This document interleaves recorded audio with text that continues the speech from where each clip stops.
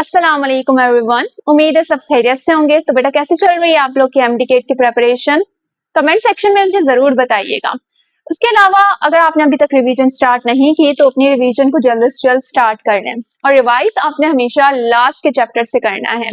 अगर आप ये लेक्चर्स देख रहे हैं तो ये लेक्चर स्टार्ट के चैप्टर्स हैं, तो यहाँ से आपके स्टार्ट के चैप्टर्स कवर होते जाएंगे और सेल्फ स्टडी से आपके लास्ट के चैप्टर्स कवर होते जाएंगे। इससे ये होगा कि आपकी रिवीजन जल्द से जल्द कंप्लीट हो जाएगी।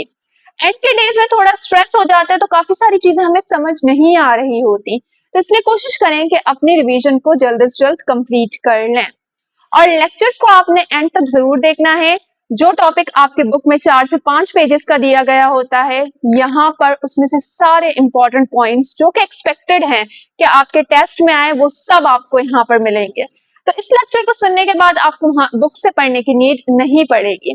तो लेक्चर को एंड तक जरूर सुनिएगा और अगर आप न्यू है चैनल पे तो सब्सक्राइब लाजमी कर दीजिएगा। तो चलिए स्टार्ट करते हैं हमारा आज का topic, that is lipids. Lipid हमारे पास नाम सबने सुना होगा। सिंपल, हमारे घर में ऑयल है, घी है, वो क्या है? लिपिड्स है हमारे पास। चलो मुझे एक क्वेश्चन का आंसर दें। आप एक हाथ में पानी का ग्लास लें, एक हाथ में ऑयल लें। ऑयल को आप डालें पानी के अंदर तो क्या वो मिक्स होगा? ऑयल और पानी मिक्स होगा? ऑब्वियसली नहीं होगा। किस वजह से नहीं होगा, इसका आंसर आप मुझे कमेंट सेक्शन में बताएंगे इस लेक्चर को सुनने के बाद। अब आ जाते हैं टॉपिक की तरफ।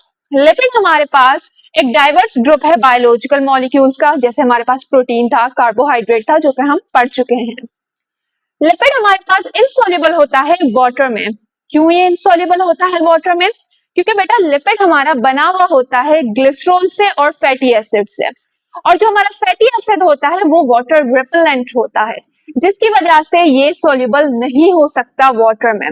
जबकि ये सॉल्युबल होता है ऑर्गेनिक सॉल्वेंट में, जैसे कि ईथर और अल्कोहल। अब अगर क्वेश्चन आ जाए कि हमारे पास लिपिड वाटर में सॉल्युबल क्यों नहीं है, क्या ग्लिसरॉल की वजह से या फिर फैटी एसिड की वजह से? क्योंकि ये दोनों ही चीजें मिलकर लिपिड बना रही हैं, तो आंसर क्या होगा हमारे पास? फैटी एसिड की वजह से, ना कि ग्लिसरॉल की वजह से। ठीक है, अब बन रहे हैं एप्लीकेशन बेस्ड क्वेश्चन, तो हर चीज को आपने उसी वे से सोचना है। देन उसके बाद जो हमारी लिपिड की टर्म है वो दी थी एक साइंटिस्ट ने, दैट इज ब्लोर 1943 में। लिपिड हमारे पास बना हुआ है कार्बन, हाइड्रोजन और ऑक्सीजन से, जैसे कार्बोहाइड्रेट बना हुआ था। लेकिन डिफरेंस क्या है यहाँ पर कि हमारे पास ऑक्सीजन का जो रेशो होगा लिपिड में वो कार्बोहाइड्रेट से कम होगा, जबकि जो कार्बन और हाइड्रोजन का रेशो है वो ज्यादा होगा। इसी कार्बन और हाइड्रोजन का रेशो ज्यादा होने की वजह से और ऑक्सीजन का कम होने की वजह से लिपिड्स के पास ज्यादा एनर्जी होती है, डबल एनर्जी होती है as compare to the carbohydrates. जो हमारे पास जैसे कि यहाँ पर एक लिपिड हमने एग्जांपल दी है यहाँ पर कि इसका फॉर्मूला देखें, C57H110O6। ऑक्सीजन का रेशो कितना कम है और कार्बन और हाइड्रोजन का रेशो कितना ज्यादा है। ये हमारे पास किसका फॉर्मूला है? स्टेरिन का फॉर्मूला है, याद रखिएगा।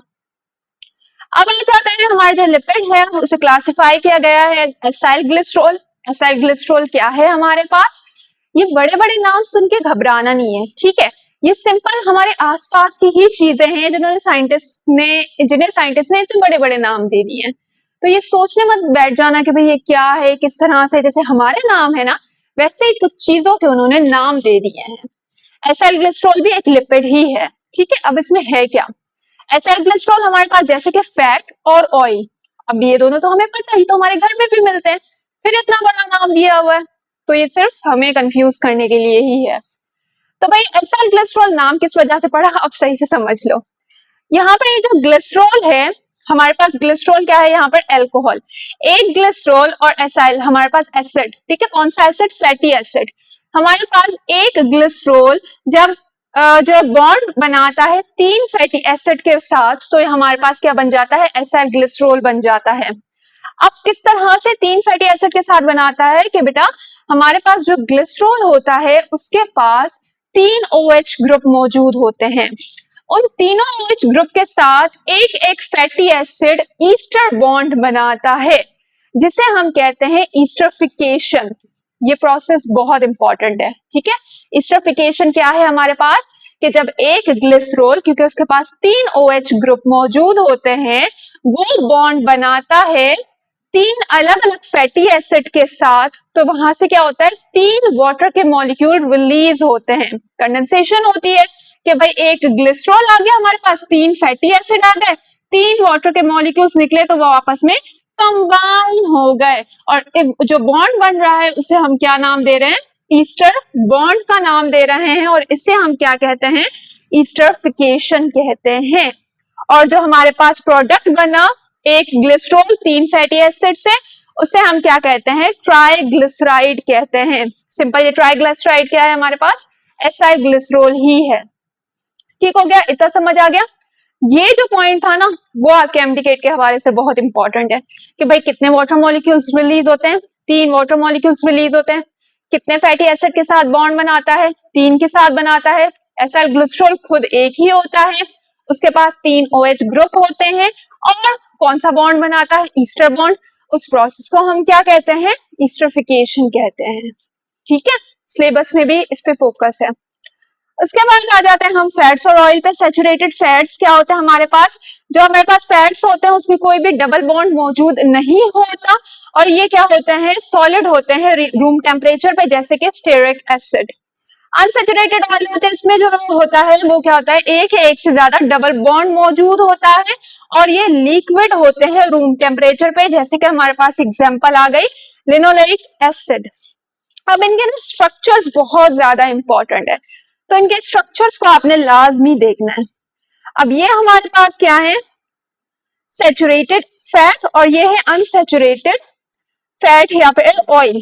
तो अब इन दोनों का आपने जो है स्ट्रक्चर अच्छे से देख लेना है। इसमें क्या है, सिंगल बॉन्ड है, और इसमें क्या है, डबल बॉन्ड्स है। इस चैप्टर में या इस टॉपिक में जितने भी स्ट्रक्चर्स हैं वो आप लोग के लिए इंपॉर्टेंट है। देन यहाँ पर एक बात लिखी हुई है कि जो एवरेज पर्सन होता है उसके पास 16 किलोग्राम ऑफ फैट होता है, जो कि बराबर होता है 144 इंटू 10⁻³ किलो कैलोरीज के, मतलब इतनी एनर्जी जो है वो किलो कैलोरीज उस बंदे के पास होंगी या वो रिलीज कर सकता है। देन उसके बाद सेकंड आ जाता है हमारे पास टाइप, दैट इज फॉस्फोलिपिड।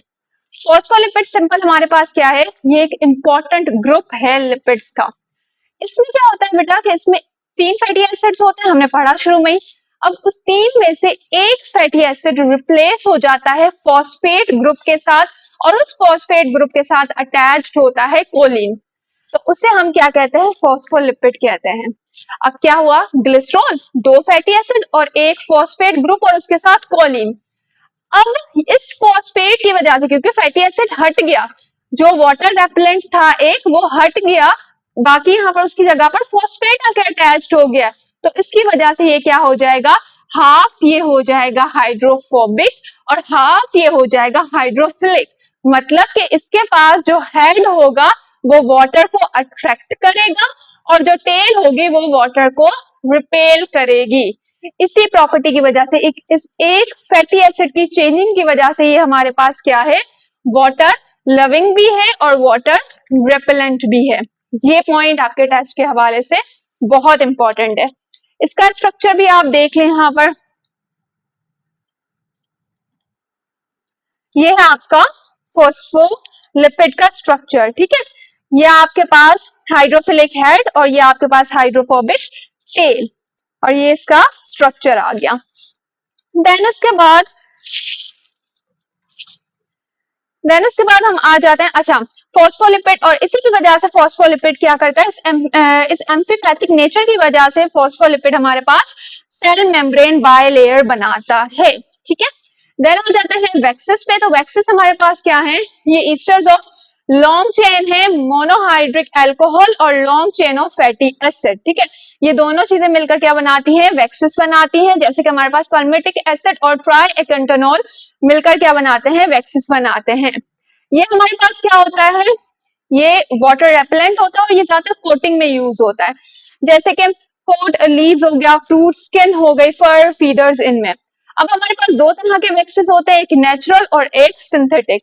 जो हमारे पास बीज वैक्स और क्यूटिन है वो नेचुरल है, जबकि जो हमारा सिंथेटिक है वो पेट्रोलियम से ड्राइव होता है। देन आ जाए थर्ड पे, तो नहीं फोर्थ पे, तो फोर्थ है हमारे पास टर्पेनॉइड्स। टर्पेनॉइड हमारे पास क्या है बेटा, ये हमारे पास बने हुए होते हैं आइसोप्रेनॉइड्स यूनिट्स के, और इसकी कुछ यहाँ पर टाइप्स आ जाती हैं। सबसे पहले अच्छा आइसोप्रेनोइड यूनिट्स ये वाले हैं, ठीक है, याद रखिएगा इसे, C5H8। देन टर्पेनोइड्स के टाइप, सबसे पहले है टर्पेन्स। टर्पेन्स हमारे पास ज्यादातर फ्रेग्रेंसेस कंपाउंड्स में होते हैं, ठीक है, खुशबू वाले कंपाउंड्स में होते हैं। और ये हमारे पास कौन से हो गए, जैसे कि हमारे पास मेंथोल, लिमोनिन, ये हमारे पास क्या है, टर्पेन्स है। इनकी एग्जांपल्स याद रखिएगा, यही इंपॉर्टेंट है। देन स्टीरॉइड्स हमारे पास क्या है, स्टीरॉइड का स्ट्रक्चर आपके लिए बहुत इंपॉर्टेंट है। स्टीरॉइड हमारे पास 4 रिंग्स पे जो है वो 4 रिंग्स का बना हुआ होता है, जिसमें से 3 रिंग्स हेक्सागोनल होती हैं और 1 रिंग पेंटागोनल होती है, और इसमें टोटल 17 कार्बन्स होते हैं। और स्टीरॉइड हमारे पास कोलेस्ट्रॉल क्या है, एक स्टीरॉइड है, और ये जो दूसरे स्टीरॉइड हैं उनका प्रिकर्सर है। जैसे कि हमारे पास टेस्टोस्टेरोन हो गया, प्रोजेस्टेरोन हो गया और एस्ट्रोजन हो गया। मतलब कि एस्ट्रोजन बनना है तो उसका जो प्रिकर्सर, स्टार्टिंग का मटेरियल क्या होगा, कोलेस्ट्रॉल होगा, ठीक है। देन हमारे पास आ जाता है कैरोटीनॉइड्स। कैरोटीनॉइड्स हमारे पास लॉन्ग आइसोप्रेनोइड चेन होती है और ये सिंपल कलर्स देते हैं, जैसे कि हमारे पास क्लोरोफिल कलर देता है। तो यहाँ पर ये हुआ हमारे पास टर्पेनोइड। एक और आपका है दैट इज, वो आप मुझे कमेंट सेक्शन में बताएंगे, मुझे याद नहीं आ रहा अभी। वो हमारे टिश्यू फॉर्मिंग में इन्वॉल्व होता है कि भाई हमें चोट वगैरह लगी तो अब उसे रिपेयर करना है हमारे टिश्यूज को, तो वो उसी चीज में इन्वॉल्व होता है। नाम मुझे अभी याद नहीं आ रहा, कमेंट सेक्शन में मुझे बताइएगा, ठीक है। तो यहाँ पर अब आ जाते हैं हमारे एमसीक्यूज। अच्छा, यहाँ पर जो ना इसका स्टीरॉइड का स्ट्रक्चर भी देख लीजिएगा लाजमी। ये है हमारे पास, ठीक है, ये हमारे पास 3 रिंग्स बनी हुई है हेक्सागोनल, 1 रिंग है हमारे पास पेंटागोनल, और यहाँ पर ये स्ट्रक्चर है हमारे पास कैरोटीनॉइड्स का। यहाँ पर कैरोटीनॉइड्स में स्टार्ट में और एंड में जो है वो 2 रिंग्स होती हैं और फिर एक लॉन्ग चेन होती है। ये इनके स्ट्रक्चर्स लिपिड के इंपॉर्टेंट है। देन आपके पास आ जाते हैं एमसीक्यूज। अब इन एमसीक्यूज के आंसर्स आप मुझे बताएंगे।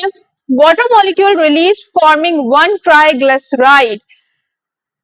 वाटर मॉलिक्यूल रिलीज करता है, कितने वाटर मॉलिक्यूल्स रिलीज होते हैं एक ट्राइग्लिसराइड को बनने में, 2, 1, 3। Then bond between glycerol and fatty acid, glycerol और फैटी एसिड के दरमियान कौन सा बॉन्ड होता है, ईस्टर बॉन्ड, सल्फर बॉन्ड या फिर peptide bond. Then cholesterol is not a precursor of, cholesterol किसका प्रिकर्सर नहीं है, एस्ट्रोजन का, प्रोजेस्टेरोन का और इंसुलिन का। इनके आंसर आप मुझे बताएंगे कमेंट सेक्शन में। आई होप ये लेक्चर आप लोग के लिए बेनिफिशियल रहा होगा। फिर भी कोई भी क्वेश्चन हो कमेंट सेक्शन में पूछ सकते हैं। वीडियो को लाइक जरूर कीजिएगा। थैंक यू, खुदा हाफिज।